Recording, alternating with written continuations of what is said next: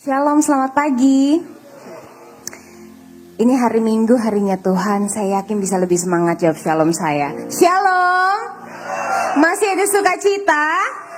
Jangan mau kalah sama anak sekolah minggu. Tadi jawabannya panjang banget dan semangat banget. Masa kita yang udah di atas anak sekolah minggu jawabannya kecil banget suaranya. Saya senang sekali bisa berada di tengah-tengah saudara terkasih. Saya yakin betul ini pasti bukan kebetulan, tapi ini pasti maunya Tuhan. Dan kalau disuruh bersaksi, sebenarnya saya lebih senang menyebutkan ini adalah sharing tentang kebaikan Tuhan dalam hidup saya. Mungkin sebagian dari saudara ada yang udah pernah dengar kesaksian saya, atau mungkin belum ada yang pernah dengar, atau juga ada yang udah banyak tahu tentang cerita saya sama suami saya.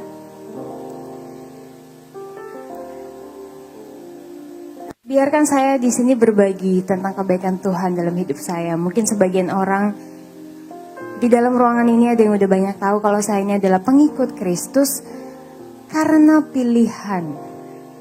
Memang bukan sejak lahir, tapi puji Tuhan saya terlalu yakin bukan saya memilih, melainkan Tuhan Yesus sendiri yang memilih saya. Dan saudara, pada saat saya menjadi pengikut Kristus, saya langsung dihadapin masalah tuh di depan. Kenapa? Karena ternyata melalui masalah-masalah itu saya jadi mengerti betul apa itu namanya penyertaan Tuhan. Dan saudara, kalau saya jadi pengikut Kristus karena orang lain, atau mungkin karena suami saya, atau karena siapapun itu, ujung-ujungnya saya pasti akan kecewa. Tapi puji Tuhan, sampai detik ini saya tidak kecewa. Kenapa? Karena Tuhan Yesus sendiri yang kasih lihat ke saya siapa Dia sebenarnya. Dan yang saya yakini, yang saya percaya janjinya itu pasti. Saudara, pada saat saya menjadi pengikut Kristus, banyak orang di luar sana yang beranggapan saya ikut Tuhan Yesus maka hidup saya akan susah. Dan memang gak sedikit orang di luar sana yang mengutuki saya. Tapi ada satu hal yang sangat-sangat memberkati saya. Walaupun begitu banyak orang yang mengutuki saya di luar sana, tapi saya terlalu yakin, saya terlalu percaya Tuhan saya ahli mengubah kutuk menjadi berkat. Yang setuju pada saya berikan kemuliaan bagi Tuhan. Dan tercatat juga di Alkitab, asalkan saya tidak menyimpang ke kanan maupun ke kiri, maka Tuhan akan mengangkat saya menjadi kepala bukan ekor. Maka saya akan terus naik dan tidak pernah turun. Dan saya sangat-sangat merasa bersyukur karena saya bisa bertemu dengan satu-satunya pribadi yang bisa menjamin masa depan saya, yaitu Tuhan Yesus Kristus. Dan kalau boleh saya naikkan pujian, sebenarnya pujian ini pertama kali dinyanyikan oleh seorang anak kecil. Anak kecil ini kesaksiannya sungguh luar biasa, dia buta sejak lahir. Dan pada saat pertama kali saya mendengarkan pujian ini, saya langsung merasa diberkati dan saya bilang sama suami saya mau banget naikin pujian ini untuk Tuhan. Satu pujian untuk Tuhan tetap setia.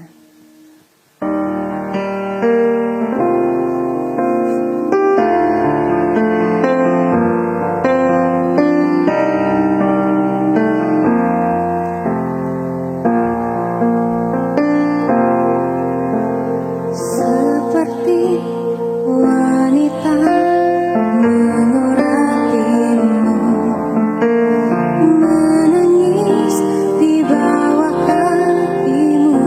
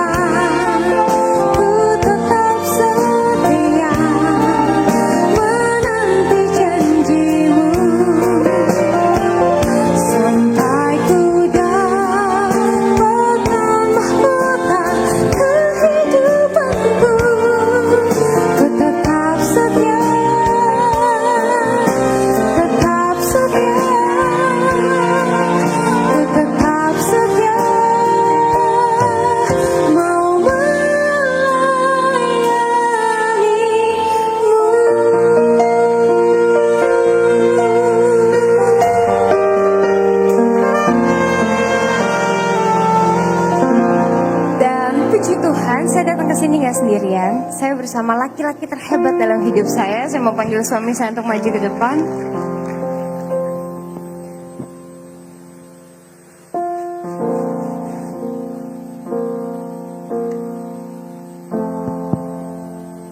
Selamat pagi semuanya, shalom. Benar kata istri saya. Mas saudara belum makan ya? Hah? Kok kurang semangat gitu, saya yakin bisa lebih semangat lagi. Shalom semuanya. Masih ada sukacita. Sama-sama bilang sama saya, Yesus dahsyat. Sama-sama bilang sama saya, Yesus luar biasa. Bilang sama sebelah saudara, gak ada yang seperti Yesus. Kasih tepuk tangan dulu yang meriah buat Tuhan. Haleluya. Puji Tuhan banget pagi hari ini saya dan istri saya berdua boleh ada tengah-tengah saudara. Seperti yang tadi istri saya bilang, kami yakin banget ini bukan kebetulan tapi pasti ini maunya Tuhan. Amin. Dan mungkin kami juga gak perlu kesaksian panjang-panjang, kami gak perlu kesaksian banyak-banyak. Kenapa? Karena kami yakin banget lah, saudara-saudara udah jauh lebih ngerti lah tentang cerita kami berdua. Bener gak saudara? Apalagi yang ibu-ibu nih. Ibu-ibu kelihatan dari sini mukanya muka-muka infotainment semuanya. Ya sedikit banyak tahu lah tentang cerita kalian berdua. Dan simpelnya gini, ketika kalian berdua dipersatukan dalam satu pernikahan yang kudus, kami dihadapi masalah di depan, di mana istri saya sendiri ketika dia memutuskan untuk mengikuti Yesus Kristus, ya banyak yang bilang kalau hidupnya bakal susah. Dan memang gak sedikit juga istri saya harus kehilangan beberapa pekerjaannya. Dan saya sendiri ketika kalian berdua menikah, saya ada dalam satu kasus di mana saya dijadikan tersangka dan mau dipenjarakan. Tapi bukan itu yang mau kami ceritakan pada pagi hari ini. Apa yang kami mau bilang, kami cuma mau bilang, puji Tuhan untuk setiap masalah yang Tuhan izinkan terjadi dalam kehidupan kami.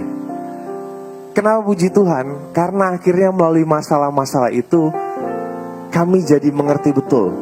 Kami jadi tahu. Tahu apa? Kami jadi tahu kalau kami ini ternyata berbeda dengan orang-orang duniawi. Kami berbeda dengan orang-orang yang mungkin ada di luar sana. Apa yang membedakan kami? Kami yakin betul, kami punya roh Allah dalam kehidupan kami. Kami punya roh kudus dalam kehidupan kami. Nah, mungkin saudara-saudara juga udah mulai bingung-bingung gitu kan. Menatap saya sambil bertanya, emangnya apa sih yang roh kudus kerjakan dalam kehidupan kalian berdua? Gini-gini, di tengah-tengah masalah yang kalian berdua pernah hadapi itu, yang pertama, Roh Kudus berikan kami ketenangan. Roh Kudus ajarkan kami untuk gak usah khawatir, untuk gak usah takut. Dan kalau kami boleh sedikit kesaksian, mungkin kesaksian kami tentang pelayanan kami, puji Tuhan, sudah 2,5 tahun, hampir 3 tahun ini, kami berdua boleh dipakai Tuhan untuk melayani Tuhan. Kami boleh melayani Tuhan, memberikan kesaksian dan pujian dari Sabang sampai Merauke, bahkan sampai ke luar negeri. Dan ceritanya, saat itu kami diundang untuk jadi bintang tamu, untuk bawakan pujian di acara rally KKR 3 hari berturut-turut di 3 tempat yang berbeda-beda juga. Nah, saat kami masih di salah satu daerah di Indonesia ini, dan saat kami tiba di sana, kami turun dari pesawat, kami dijemput sama gembala dan panitia yang dari sana. Tapi kami dijemput dengan wajah-wajah yang gimana ya? Kalau saya boleh bilang tuh, bahasa Inggrisnya bilang wajah-wajahnya agak sepet. Iya, sampai saya ngomong sama istri saya, aduh sayang, kita salah apa nih sayang? Kok kita dijemput tapi mukanya kayak gini? Bener aja, belum sempat kami ngomong apa-apa, kami langsung ditarik sama gembala dan panitia yang ada di sana untuk istirahat di salah satu coffee shop yang ada di bandara itu. Saat kami duduk di coffee shop itu, gembalanya belum sempat ngomong, Shalom Vano, Anda gimana kabarnya? Gembala langsung bilang gini, Vano, Anda, kalian berdua jadi TO. Saya bingung, saya tanya, maksudnya jadi TO gimana Om? Iya Vano, ini kalian berdua jadi TO mau dibunuh. Saya makin kaget, saya tanya lagi, maksudnya mau dibunuh gimana Om? Jadi gini Vano, ada beberapa orang atau ada sekelompok orang yang beranggapan karena istri saya ini memutuskan untuk mengikuti Yesus Kristus, maka hukum mereka istri saya ini darahnya halal untuk diminum. Dan gak sampai situ, gembalanya juga ngomong, dan tadi malam sebelum kami dijemput kalian berdua, kami sudah menemukan ada bom di bawah panggung tempat kalian akan KKR malam hari ini. Di saat itu harusnya kalian berdua panik, di saat itu harusnya kalian berdua takut. Tapi apa yang kalian berdua lakukan? Kalian berdua malah bercanda-canda. Istri saya ini malah ngomong sama saya. Dengan nada manja dia bilang gini, aduh sayang, masa iya sih aku udah mau dibunuh? Kan aku belum punya anak dari kamu. Kamu berdua ketawa-ketawa gitu kan. Tapi gembala sama panitianya udah gak bisa ketawa. Sampai akhirnya kayak bilang, udahlah om, jalanin dulu aja. Akhirnya kami jalani KKR di malam hari yang pertama itu. Dan saudara tahu, gak terjadi apa-apa. Walaupun kami harus muter-muter dulu untuk sampai ke tempat KKR itu. Kami juga harus pindah-pindah hotel 3-4 kali untuk alasan keamanan dan keselamatan. Katanya sih gitu. Tapi di hari yang pertama gak terjadi apa-apa. Di hari yang kedua, sama, gak terjadi apa-apa juga. Sampai pada hari yang ketiga. Di hari yang ketiga itu pagi-pagi banget, gembalanya udah ngajak kami buat ngobrol. Dan gembalanya bilang gini, Vano, Anda, sepertinya hari ini, siang hari ini kita pulang aja. Loh, saya tanya, maksudnya pulang gimana om? Jadi gini Vano, ini ancamannya udah makin serius. Kami dan juga panitia sepertinya kami udah gak sanggup lagi. Kembali di saat itu harusnya saya dan istri saya kami berdua panik. Harusnya kami berdua khawatir. Kenapa? Karena yang bikin acara aja udah bilang dia gak sanggup. Tapi apa yang Roh Kudus taruh dalam hati kami, apa yang Tuhan taruh dalam hati kami, sehingga kami cuma ngomong gini, Om, kami datang ke sini kan kami cuma mau melayani Tuhan. Dan kalaupun kami harus mati ketika kami melayani Tuhan, puji Tuhan Om, kami tahu kami bakal pergi kemana kok. Akhirnya gembalanya ada sedikit kekuatan, dia tanya, jadi gimana Vano? Udah Om, sikat aja. Akhirnya kami jalani KKR di malam hari yang ketiga itu. Dan sudah tahu ada beberapa hal yang terjadi. Yang pertama ketika kami ada di atas panggung seperti pada pagi hari ini, kebetulan kami berdiri di depan panggung, di belakang kami ada 2 orang singer, di mana dua-duanya ini ibu-ibu. Nah, 2 ibu-ibu ini mereka bisik-bisik, tapi bisik-bisiknya kedengeran. Emang susah kalau ibu-ibu, aduh bisik-bisik kedengeran. Ibu-ibu yang satu ngomong sama ibu yang kedua, dia bilang gini, lu tukeran tempat dong sama gua. Yang satu lagi nanya, emangnya kenapa? Yang satu lagi jawab, gue masih punya anak kecil-kecil, gue masih belum mau mati. Bayangin saudara, ngomong kayak gitu di belakang kita kedengeran lagi. Tapi saudara tahu apa yang terjadi pada malam hari itu? Ada 2 hal yang terjadi. Yang pertama, ada sekitar 40.000 orang yang datang ke KKR itu. Dan yang kedua, nama Yesus semakin dipermuliakan. Dan ini yang Roh Kudus ajarkan dalam kehidupan kami berdua. Kami diajarkan untuk lebih tenang lagi di tengah masalah. Untuk gak usah khawatir, untuk gak usah takut. Kenapa? Karena akhirnya kami tahu. Orang yang coba main-main dengan pekerjaan Tuhan. Orang yang coba main-main dengan hamba-hamba Tuhan. Dan orang yang coba main-main dengan kita anak-anak Tuhan. Itu urusannya langsung dengan Tuhan. Amin.